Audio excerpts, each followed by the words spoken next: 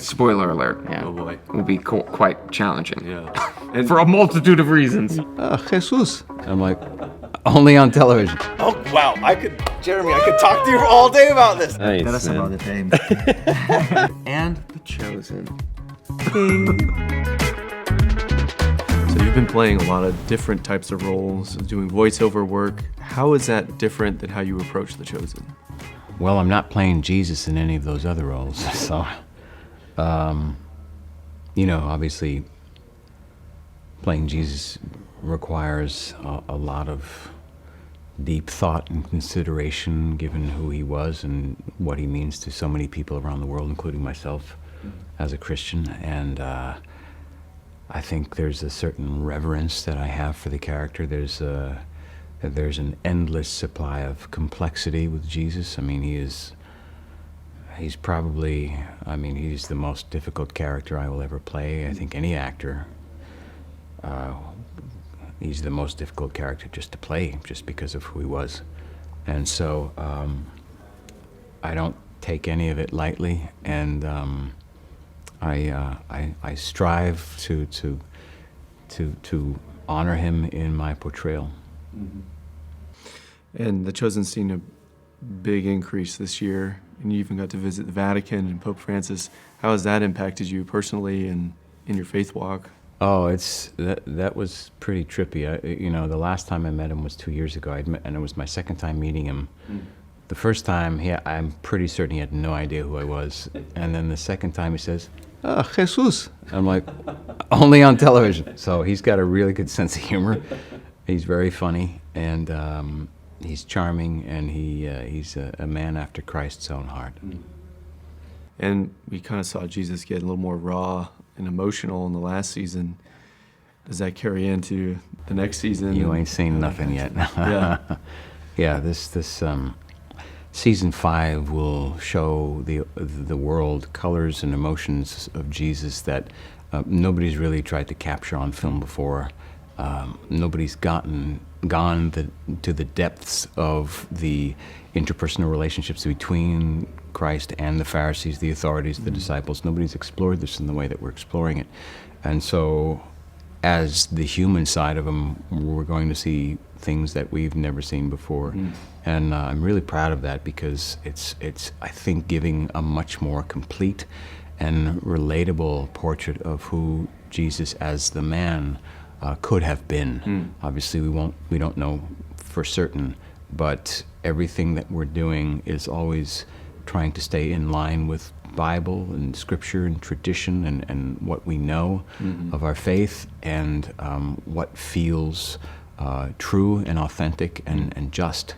So with that in mind, to get to see this emotional exploration is something that I think is just going to blow people's minds. And we've seen an interesting kind of intertwining of technology with faith, especially with like the Holo app and your strategic advisor for. How do you think that's going to impact faith audiences in the future, using technology to further their depth? Well, I think apps like Hallow, you just allow people to have another connection point to God, another means of introducing, an authentic relationship with Christ to people that might not necessarily be drawn to a church, maybe initially, but then we've received messages from people all over the world, very similar to The Chosen, that it's having that same kind of ministerial impact on people's lives that the show has had, and people are going back to church, people are discovering God, people are, converting from atheism to Christianity and having a relationship and a fulfilling relationship. Lives are being changed, and it's incredible to watch. And I think technology, when used properly, can service humanity in a very positive way. And I think the more that I can get behind projects and products that do that counter the general darkness that usually comes with the improper use of technology, the better I feel about my contributions as an artist living in the digital world. And what are some of the greatest challenges and rewards this season that for you as an actor? The challenges are getting to film the most iconic moments in Jesus' life and ministry, because they're so complex from an emotional standpoint, but they're also the reward, is actually getting to do this in this time and in my life as a believer. It's the greatest honor of my life. So, Elizabeth, what drew you originally to the role of Mary? Like, what was the thing that hooked you? I mean, I think from just reading the script for the audition, or just the scenes for the audition, I was really impressed with how complicated this character is and how messy she is. It's a historical figure, and we see these, saints usually depicted as saints, just sort of these like untouchable and already saintly. and it was the first time I really saw like who Mary was before Jesus healed her. And as an actress, I had been really frustrated with the sort of roles I was auditioning for or not auditioning for, and felt sort of just frustrated with the quality of like how realistic the depictions of women in general are. And so when I read this, I was really excited about how they made her fully human, fully messy, and also like just a fully dimensional person. Yeah. And now you've directed and produced some pretty big like short films that have won some awards. How has that influenced how you approach acting and Yeah, I actually did that before I booked this role. So I was that was part of the frustrations of the types of roles for women. I thought, well, why complain about it? Do something about it. So I, with a couple of my friends, we produced a number of short films, and I directed and edited them, and it was really fun. And it gave me this different perspective of what works on screen, because my background, I got my master's in theater. Everything was about being louder and bigger and kind of exaggerated, and transitioning into film and TV work, it's like a completely different art form. And so as a director of these short films, I was able to really see like, oh, there are certain things that read better, and I think I have a little bit more maybe appreciation for the crew members than I did before, and even with Dallas directing, I think I can put myself in his shoes sometimes and see how many moving parts there are on a production, and to be patient with it more than anything. And playing Matthew on this show in particular has kind of driven or has drawn in some attention from like the neurodivergent community. Mm-hmm. Have you seen any feedback from them on? Oh, all the time. I'm certainly feeling the love, and it actually fuels me to keep going and dig deeper into Matthew's journey and incorporate that kind of inclusivity into the role, because at the end of the day, everyone wants to see a version of themselves or feel like they can relate, and I think that's what makes Matthew pop for most of the people. They really see themselves. So it's really been kind of been an ambassador for the neurodivergent community, and it's kind of been something that's been special in my heart as I go on to look for more endeavors in that space to kind of bring awareness and inclusivity at the end of the day. Yeah. And then for you both, like, what are some of the greatest challenges and rewards of working on this latest season so far? I mean, the rewards this season have been a lot of different types of scenes. For Mary's journey this season, she's doing some things that are very different from what we've seen before. She's finally like not thinking about her past or herself in any way. She's completely focused on a mission to help Jesus, and so that's exciting to be able to have new types of scenes written for Mary. Challenges, I would just say, as always, the weather, the heat, the dust storms, the heat, yeah. But we're lucky because a lot of the scenes we were able to film in the studio on the stage, so it's much easier whenever we film indoors. Yeah. I'd say the rewards right now, I mean, it's just look around us. We have 2 sound stages this season. It just keeps elevating, and some of these sets are just out of this world. And our cast and crew, we're this family, and we keep elevating, and we're just this tight unit. What's making me sad is that we have 2 seasons left. I know. So I think that's that's kind of been the challenge, because we're so close, and even in Matthew's journey, you're so connected to the character that it kind of feels like, all right, we're kind of we're heading towards the crucifixion. It's Holy Week this season, so it's gonna end. So that's kind of been the challenge for me, is to kind of work my head around that. Yeah. And I hear you're a big Bollywood fan. Mm-hmm. What are some of the top Bollywood movies that you would recommend for people that want to get into that? Oh, wow.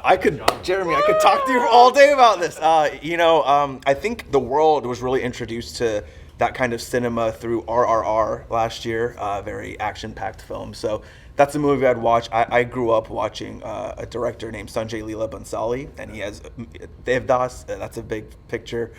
So all those kind of movies as you can see, it's like it woke me up. But yeah, it's been a passion of mine, because growing up, that's the kind of industry I was introduced to because of my parents. Yeah. So that's how I knew I wanted to work in the arts. And then I started watching Hollywood and American stuff. So Awesome. That's awesome. I'm going to have to start out here pretty serious.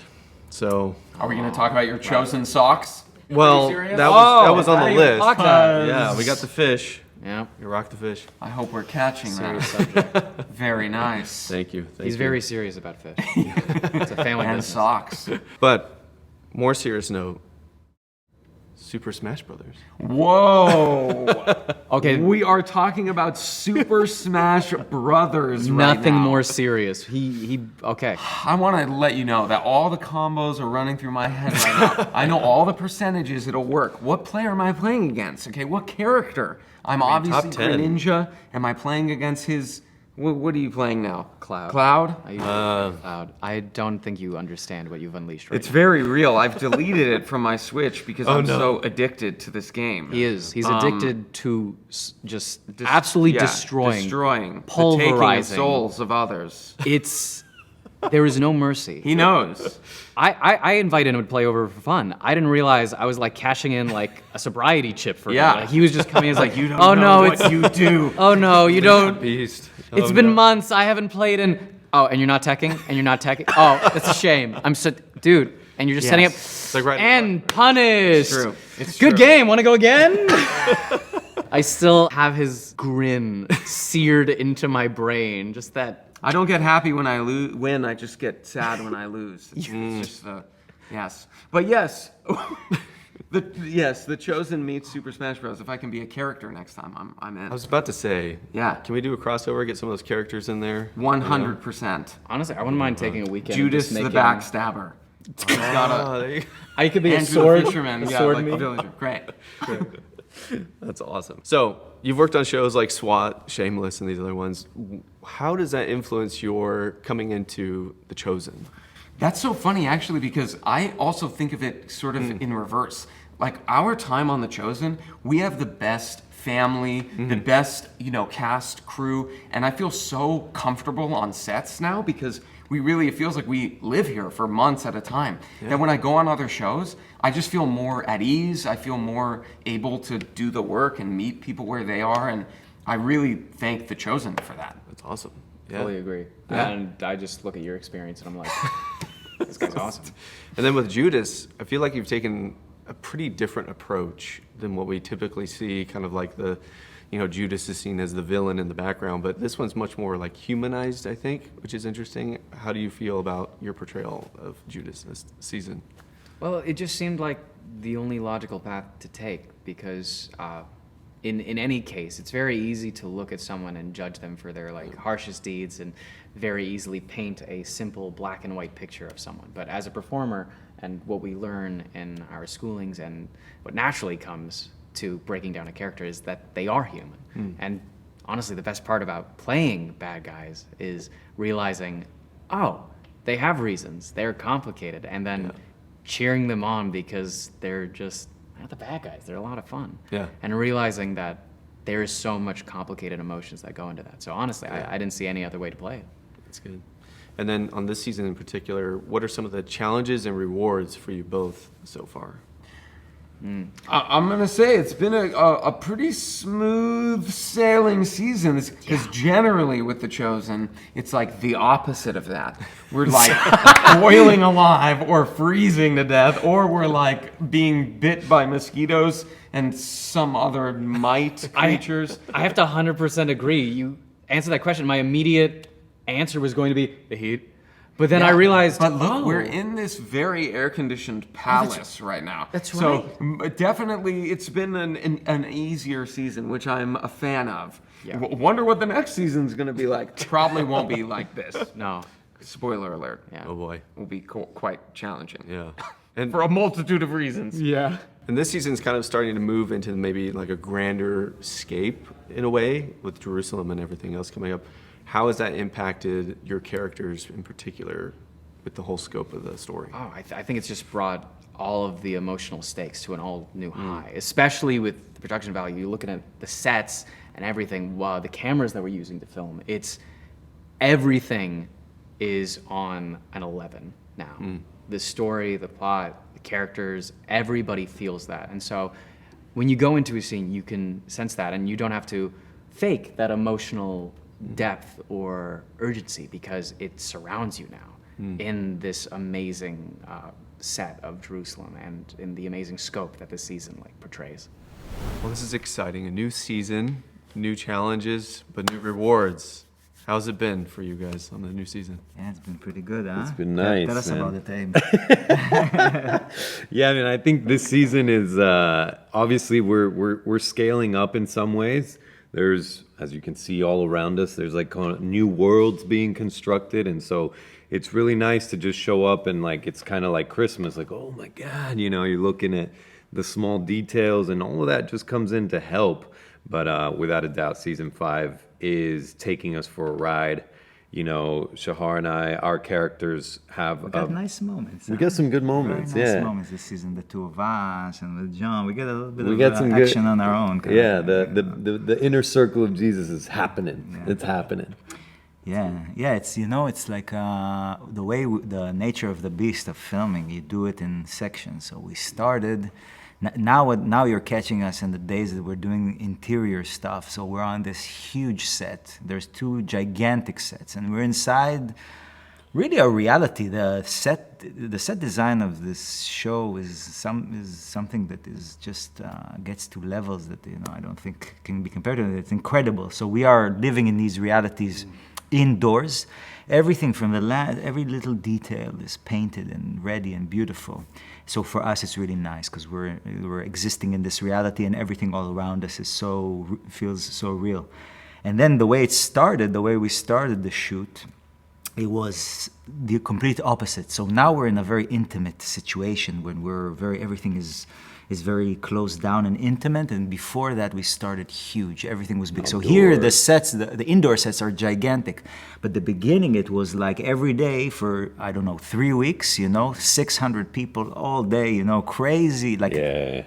So there it's interesting because there was less intimacy, because there were so many people, but the size of it makes you feel in a very festive. We're not going to say what's happening because that would be a spoiler, but but the size of it creates this kind of very festive environment, because 100%. as you would be in the situation, you're not by yourself. You're with thousands of people around, and that's a really cool feeling because it gives it another kind of.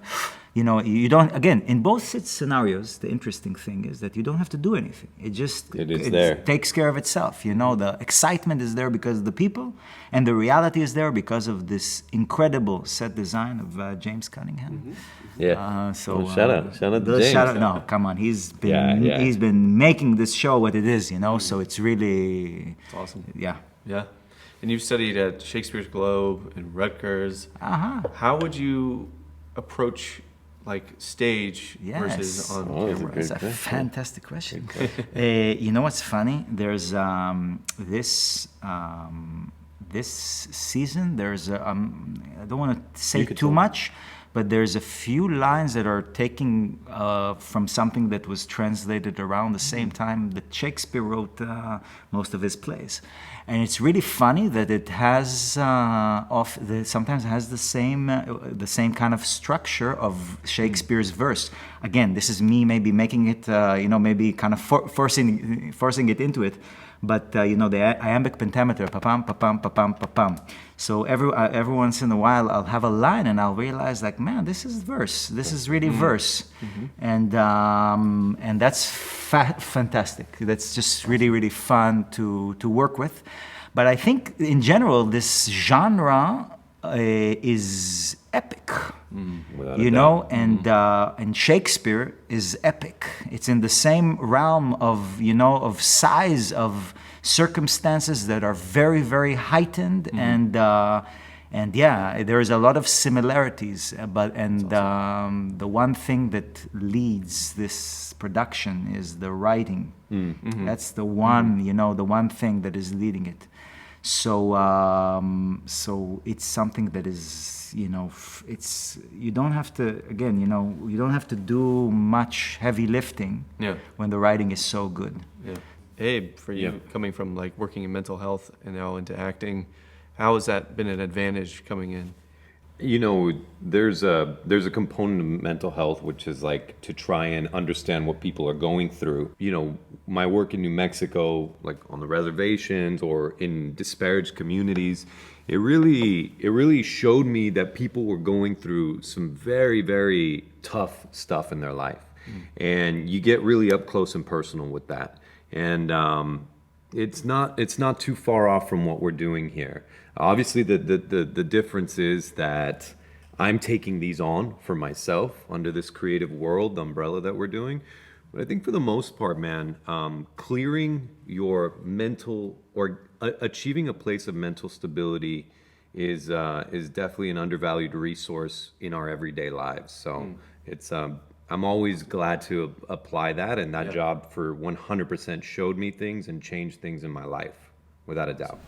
Welcome to the 32nd Annual Movieguide Awards. Just like he said. Perfect. Look at that. Movieguide. Perfect. Be here. Welcome.